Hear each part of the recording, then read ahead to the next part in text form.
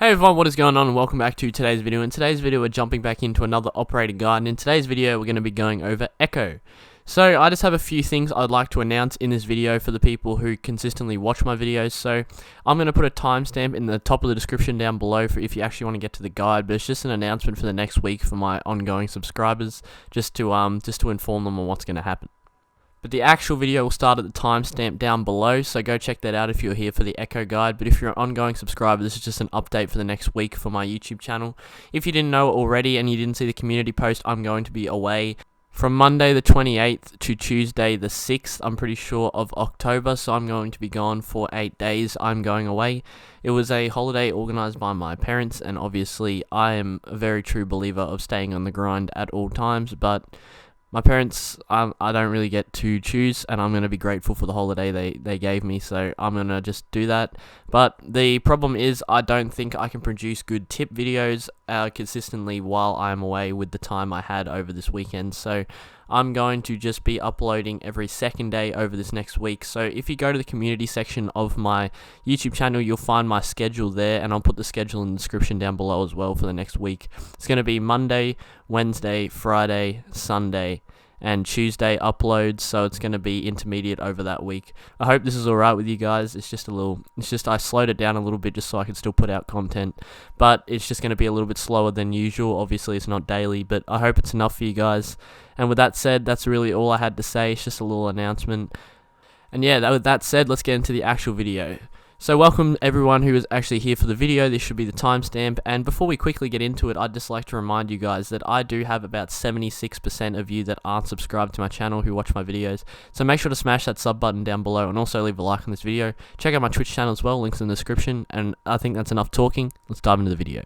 So as always, we're going to start off with the weapon review, move on to the gadget utilization, and finish off with the operator strategies. So without further ado, let's start off with the weapon review. And one quick last thing I'd like to address, I'm going to get into later that's saying Echo should be an anchor, and you guys are probably going to say, why are you roaming in the clips? These are casual clips, they're made to entertain you, they're not made to show realism. I tried to anchor as much as possible, but sometimes you just have to roam, especially in casual. So just quickly get that out of the way. Now that's enough talking, weapon review.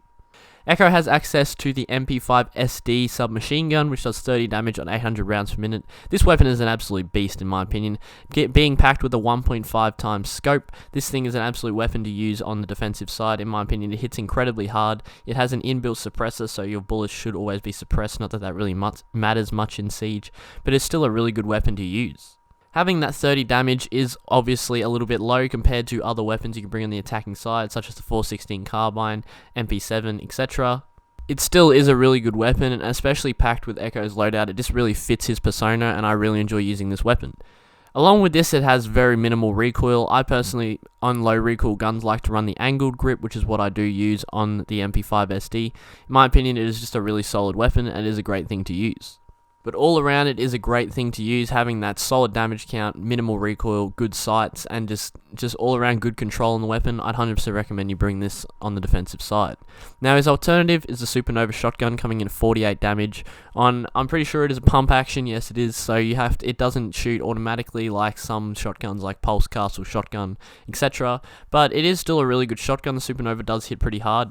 At pretty much a solid distance and range, you will be able to one-tap with this thing, but it is still a little bit dodgy, and I'd 100% recommend you bring the MP5 SD over the Supernova any day when you're playing Echo, because it just fits his loadout better.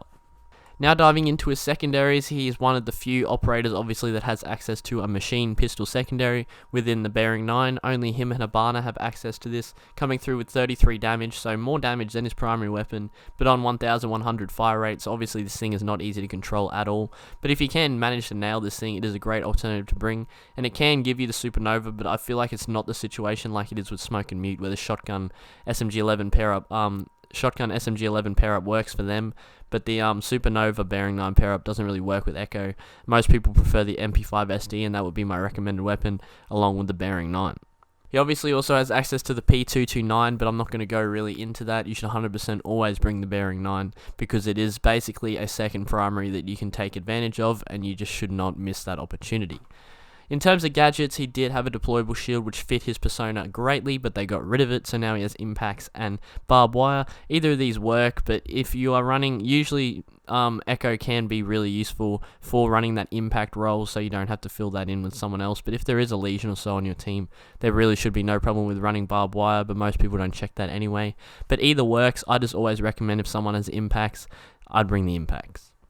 Now getting into his gadget utilization. If you guys didn't know already, Echo has access to the Yokai drone. The Yokai drone is basically a defensive drone that you can use, but what you can do is you can jump onto the roof of basically any area, and it will stick to the roof, and you have two kind of ultrasonic bursts that come out of it per drone that recharge over time, so you can't have more than two, but it does take a long time to recharge, and this basically cancels any interaction and disorients the person that it hits with for a significant amount of time. I think it's about 10 to 15 seconds. I think the person is fully disoriented. You lose all form of volume when you first get hit and basically can't see shit. You'll get your sight back and volume back. Volume comes back pretty much towards the end of the time period, and you get your sight, but you can see the whole time, but it's just not really the easiest thing to do, and you have to be paying pretty good attention to be able to see through this ultrasonic burst. Utilizing this burst is a really efficient way to kind of take out someone pushing you later in the game, but the main way people like to utilize Echo is to use this ultrasonic burst to counter plants. Obviously, planting is an interaction, and if you can counter a plant in the late game situation, Echo could be the deciding thing between winning or losing, because you may have two shots left and they're pushing with 20 seconds to go. You should be able to stop a plant if you time it right in time before they actually get it down, and you will win the round.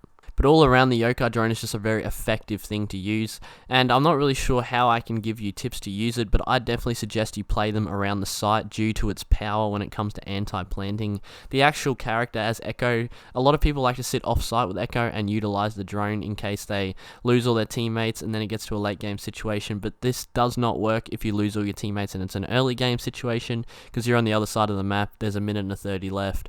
Your Echo drones aren't going to save you for that long, you have to get back. So I'd 100% suggest you do sit on site with Echo while you're playing these drones. But the best way you can utilize these drones is either have them on common entry points like a camera, use them as an intel based thing, or you play them on the site and use them as an anti-plant.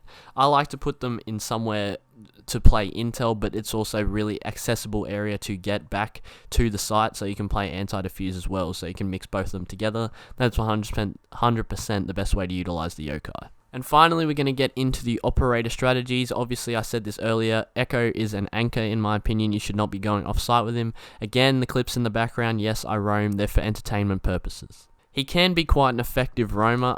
He is a 3 armor though, and majority of 3 armors, in my opinion, should always play site. Basically, all 3 armors should play site, actually, like the Maestros, the Rooks, all of those type of characters, most of the heavy hitters but have like utility gadgets, they should all be anchors in my opinion, because obviously you're going to be much louder than say a 3-speed or a 2-speed for one, and you're just slow, which really doesn't fit in with the whole roaming persona. And most of the people who have these 3 speeds do have anchoring gadgets such as the Yokai, so in my opinion you should 100% be anchoring with Echo and utilizing this anchor to just effectively play the site and stop people from planning, which is where he comes in best. He can also be effectively used for countering pushes as well. Obviously, if they push late, you disorient them, you peek them, you've got a much higher percentage chance of killing them because they are disoriented. But you'll find that as you progress up the ranks, this disorient will kind of not distract people's aim as much, but you kind of utilize it more towards a sound disruption because they can't hear shit. There's no rank that's going to stop you from not being able to hear anything while you're disoriented unless they have really good game sense and they're a top tier player. Because if they are like that, they're probably just going to predict your rotation. But I'd say in majority of the ranks, especially on console, if you disorient someone, the best way to utilize this would be to rotate around and try and get a swing instead of directly peeking them, because obviously they can still see. Most people figure that out around gold, but they cannot fix their audio while they're disoriented, so that's the best way to use it. That's a little bit off topic, but let's just get back into it. Utilize the anchor, utilize the anti-plant, utilize the anti-push, and just utilize this drone as best as and effectively as possible just to stop people from taking site. This is where Echo shines the best. This is how I recommend you guys play him.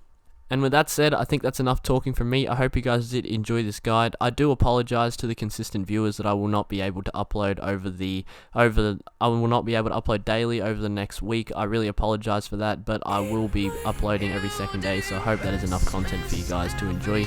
I will not be streaming over this whole week, obviously, but yeah, that's just all I have to say. I don't want to talk about it too much. If you have any questions, I'll be streaming Sunday night, so that the night of this video going live. If you have any other questions about that. But that's enough talking from me. Leave a like, drop a sub. 76% of you who aren't subbed, leave a sub down on this channel. I'd really appreciate you guys sticking around. Come check out my Twitch, links in the description, and I'll catch you guys in the next one. Peace.